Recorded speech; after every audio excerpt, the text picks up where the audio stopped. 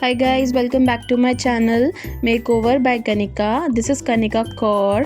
So I'm back again with a new video and ये लुक बहुत ही प्यारा सा लुक है। अपकमिंग वेडिंग सीज़न के लिए मैंने ये लुक किया है। आप भी बहुत इजीली ये लुक अचीव कर सकते हैं। बहुत ही इजी आई ट्यूटोरियल है ये। उसके लिए आप वीडियो को पूरा देखना, आप भी बहुत इजीली ये लुक अचीव कर पाओगे। वीडियो को पूरा देखना और अगर मेरी वीडियो अच्छी लगे तो प्लीज़ मेरे वीडियो को लाइक करना और मेरे चैनल को सब्सक्राइब करना और कमेंट सेक्शन में बताना आपको ये मेरा वीडियो कैसा लगा।